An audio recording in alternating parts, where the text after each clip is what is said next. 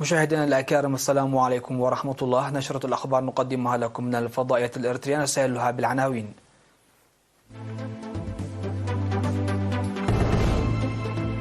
دعوة للعمل المشترك بهدف إنجاح برامج وزارة العمل والرعاية الاجتماعية.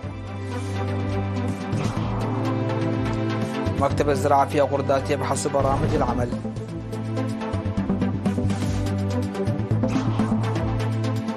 دورة تدريبية في السماد الطبيعي في عدقية.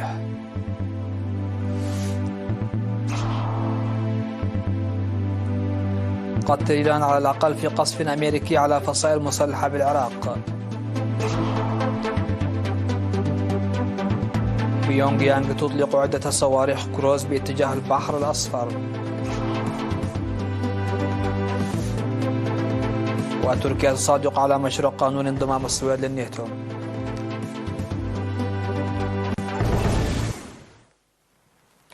أهلا بكم إلى تفاصيل النشرة. دعت وزيرة العمل والرعاية الاجتماعية السيدة القبراب إلى زيادة التنسيق بين شركاء العمل بشكل عام والإدارات بشكل خاص لتحديد ومساعدة المحتاجين والقضاء على الممارسات الضارة. وفي حديثها في تقييم عمل فرع الإقليم الجنوبي الذي عقد في مندفر خلال 23 من يناير، قالت الوزيرة الأول إنه يتم العمل للقضاء على الممارسات الضارة التي تضر بالأطفال والنساء وتمكين الفئات المحتاجة والمعاقين في المجتمع، وذكرتهم بالتنسيق مع كافة الجهات المعنية ومع الهياكل الإدارية على وجه الخصوص لتفعيل وتأكيد البرنامج الواسع والمستدام. وبحسب التقرير فقد تم تنفيذ أكثر من 1.1 مليون نقفة في الإقليم الجنوبي خلال عام 2023 لتأهيل أسر الشهداء المحتاجة ومساعدة ضحايا فيروس نقص المناعة المكتسبة الأيدز، كما تم توزيع مستلزمات مدرسية مجانية على 1300 طالب محتاج. بالإضافة إلى مدفوعات الرعاية المنتظمة، تم دفع أكثر من 6 ملايين نقفة إلى 2487 أسرة فقيرة، وأكثر من 17 مليون نقفة إلى 1481 شخصا معاقا. وحث رئيس فرع الإقليم الجنوبي السيد هيلي جبر ميكائيل الممثلين في المديريات على مواكبة حالة الأشخاص المعاد على تأهيلهم وإرسال معلومات دقيقة إلى جانب واجباتهم العادية. واقترح المشاركون ضرورة توفير المرافق بشكل عام والمواد التوعية بشكل خاص في الوقت المناسب، ووجوب تنفيذ توزيع المواد التعليمية على الطلاب الفقراء مع بداية الدراسة، وخلق فرص عمل للموظفين وإعادة فتح المكاتب القديمة. قيم مكتب الزراعة في مديرية غردات تأثير الهطول غير المنتظم للأمطار العام الماضي على الإنتاج الزراعي المطري، وناقش الحفاظ على المياه والتربة وتأمين الأعلاف الحيوانية، وكذا برامج مكافحة الآفات المخطط لها هذه السنة. وقال مسؤول المكتب السيد تيدروس زغرغيش إن إنتاج الذرة والقصب لم يكن جيدا كما كان متوقعا بسبب عدم انتظام هطول الأمطار.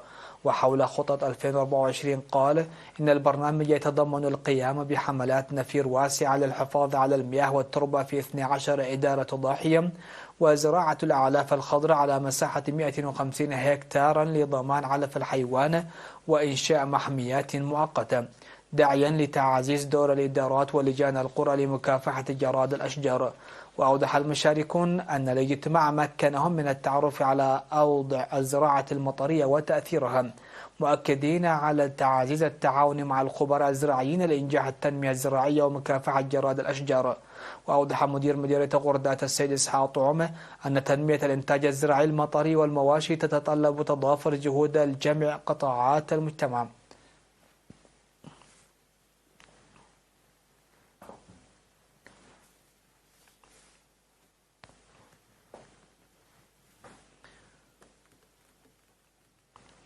دعت مسؤولة مكتب وزارة العمل والرعاية الاجتماعية في مديرية تسني السيدة دهب يوسف المجتمع إلى تعزيز مشاركته النشطة في القضاء على ختان الإناث وزواج القاصرات. ودعت في السيمينارات التي عقدت في 11 ضاحية من 18 وحتى 21 من يناير، دعتهم إلى زيادة أدوار المجتمع إدراكا للأضرار النفيسة والجسدية الناجمة عن ختان الإناث وزواج القاصرات. وذكرت بأن الأمهات كبار السن والقابلات التقليديات وعدد محدود من الرجال يشاركون في عملية ختان الإناث، مضيفة أن هذه الممارسة غير قانونية وعواقبها تشمل الأمراض المزمنة والإعاقة الدائمة والعقم والوفاة.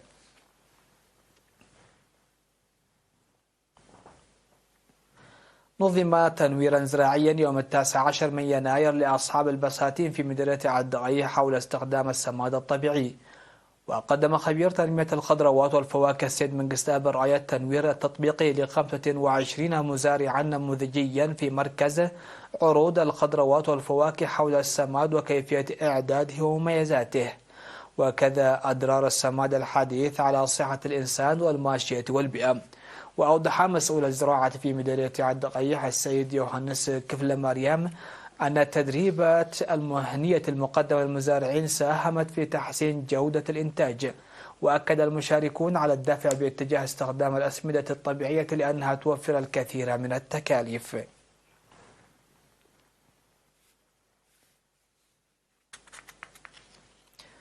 استشهد في 23 من يناير عضو وزارة الحكومات المحلية سابقا المناضل قبر نقوس يقيد تفادي المعروف بجماهيره عن عمر يناهز 72 عاما جراء مرض ألم به. التحق المناضل قبر نقوس في صفوف قوات التحرير الشعبية عام 1975 وخدم في فترة الكفاح المسلح في القوات المقاتلة والشؤون الاجتماعية والإمداد والجيش الإقليمي وقسم الإدارة الشعبية بمختلف مستويات المسؤولية. وبعد الاستقلال عمل مديريا. المناضل قبل نقوس يقيد متزوج وأب ل4 أبناء، وقد ولي جثمانها الثرى عصر 24 من يناير في مقبرة الشهداء بتسني. وتعرب وزارة الحكومات المحلية عن حزنها لاستشهاد المناضل قبل نقوس، وتقدم تعازيها لأسرته ورفاقه وزملائه.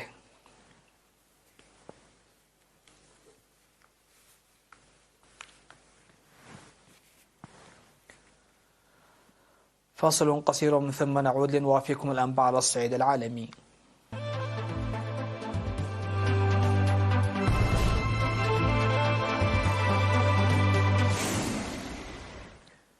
أهلا بكم. على الصعيد العالمي، شنت الولايات المتحدة الأمريكية ضربات جوية ضد أهداف في العراق قالت إنها مرتبطة بفصائل مسلحة تدعمها إيران، مخلفة قتيلين على الأقل في صفوف الحشد الشعبي.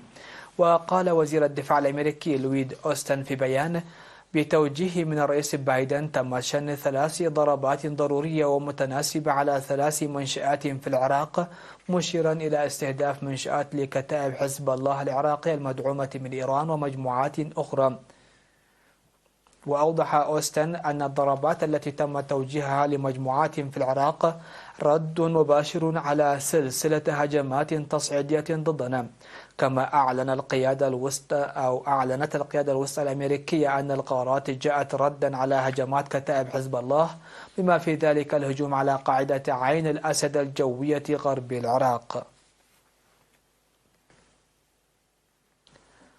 أفادت هيئة الأركان المشتركة في كوريا الجنوبية بأن بيونغ يانغ أطلقت عدة صواريخ كروز باتجاه البحر الأصفر في أحدث حلقة من مسلسل التصعيد الذي تنتهجه بيونغ يانغ.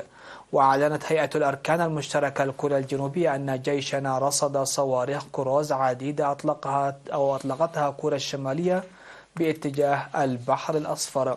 وأضاف البيان: المواصفات التفصيلية يتم تحليلها من قبل أجهزة الاستخبارات الكورية الجنوبية والأمريكية.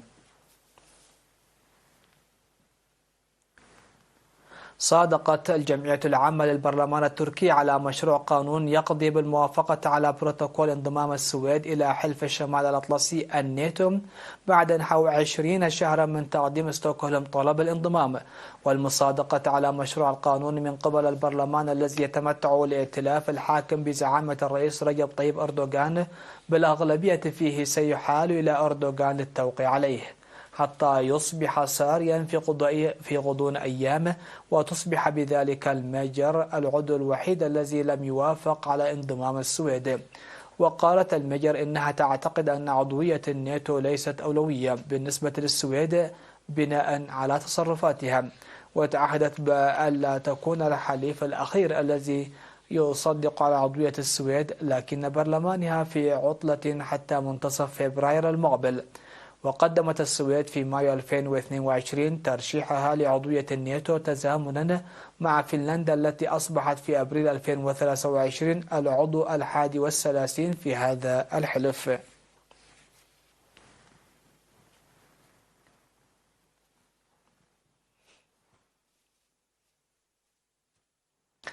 أغلقت احتجاجات المزارعين الطرق الرئيسية والفرعية في جميع أنحاء فرنسا، وهو ما تسبب بمعطل سيدة عندما اصطدمت سيارتها بحاجز وضعه المزارعون الغاضبون لقطع الطريق. واتخذت احتجاجات المزارعين في فرنسا منحا مأساويا بعيد اصطدام سيارة بحاجز وضعه المتظاهرون جنوب البلاد، حيث لقيت سيدة مصرعها وأصيبت ابنتها وزوجها في الحادث. وقام المزارعون بإغلاق الطرق في جميع أنحاء البلاد احتجاجا على انخفاض الدخل وارتفاع التكاليف، وما وصفوه التنظيم المفرط للقطاع الفلاحي. ومع اضطراب انتخابات الاتحاد الأوروبي، كلف ماكرون حكومته بإيجاد حلول لشكاوى المزارعين. وقد نظم عمال الزراعة في دول أوروبية أخرى احتجاجات مماثلة مؤخرا، ومن المتوقع أن تكون مخاوفهم قضية رئيسية في الانتخابات الأوروبية المقررة في يونيو.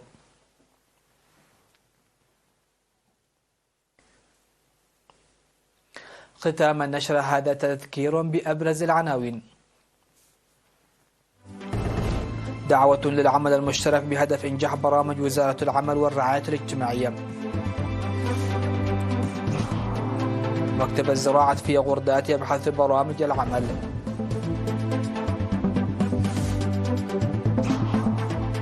دورة تدريبية في السماد الطبيعي في عد ريح.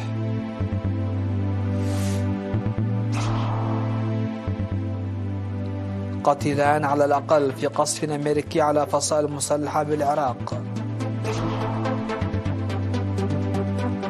بيونغ يانغ تطلق عدة صواريخ كروز باتجاه البحر الأصفر.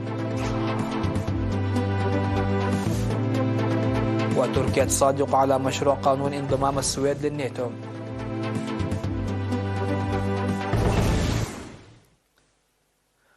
انتهت نشرة هذا المساء، تحية لكم أينما كنتم.